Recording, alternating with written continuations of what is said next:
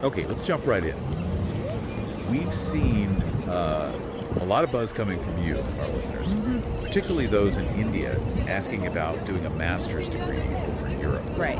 And the big pressing question, what we keep seeing is, can you actually do this without taking the IELTS exam? Is that really a thing? Yeah, that's the core of it. So we took that question, looked through the source material you sent, and did our deep dive. And honestly, the sources point to a pretty clear yes.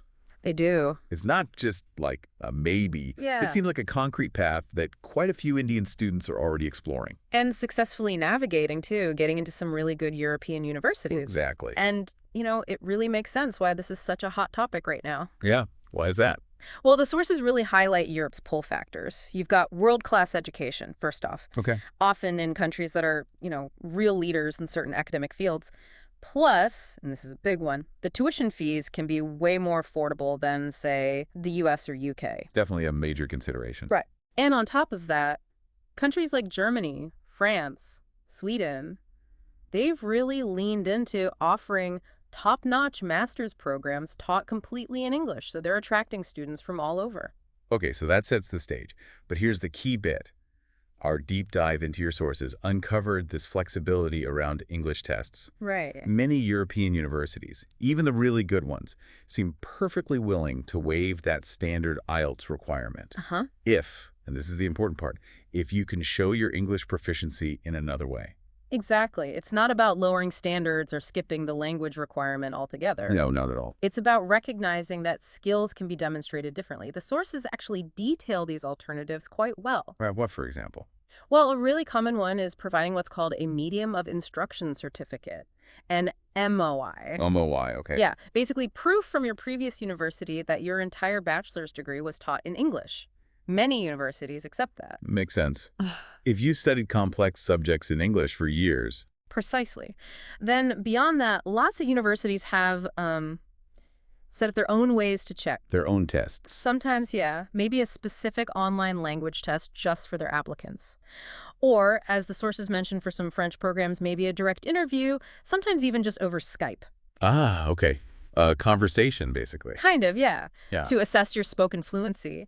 And the sources also mention other standard tests being accepted sometimes, like TOEFL, or even, newer ones like the Duolingo English test.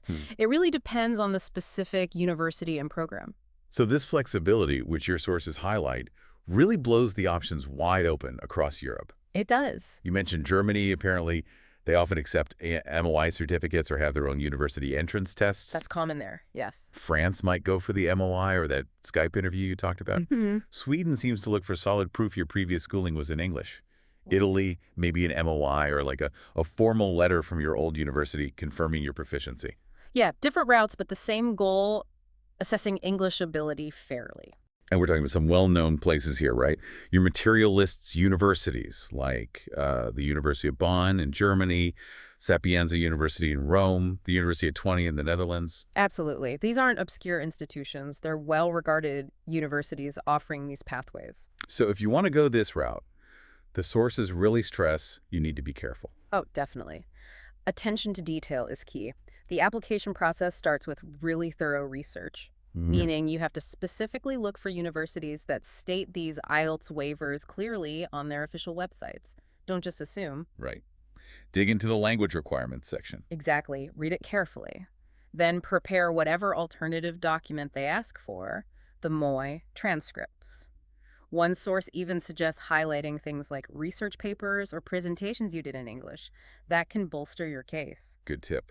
Show, don't just tell. Pretty much. And of course, hit those application deadlines. No flexibility there, usually. Okay, and what about money? Does skipping IELTS mean you can't get scholarships? Not necessarily, no. The sources specifically mention big international scholarship programs. Like Erasmus Plus scheme. Yeah, the huge Erasmus Plus scheme, or Germany's DAD scholarships, which are super competitive. And highly sought after. Very. And these are mostly merit-based. They look at your academic record, your potential, your whole profile. They aren't just hinging on one specific English test score like IELTS. That's really important to know. So let's bring it back to you listening right now. What does this all mean? What's the takeaway from this deep dive? Yeah.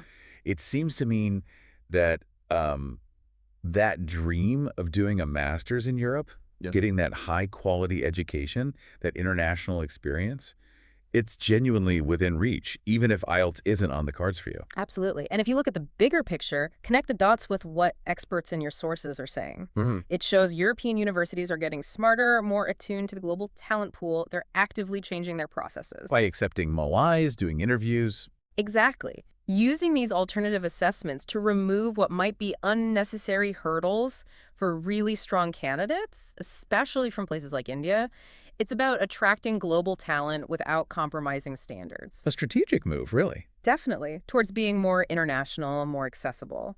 Which leads to a final thought, something for you to maybe mull over. Yeah. If universities are adapting like this, becoming more flexible in how they assess potential and language skills, Yeah. what does that signal about where international education might be heading? And maybe how we think about standardized tests in general. That's a great question. For now, the practical step. Get on those university websites yourself. Find programs you like, check their specific language requirements, and see exactly what alternatives might be open to you.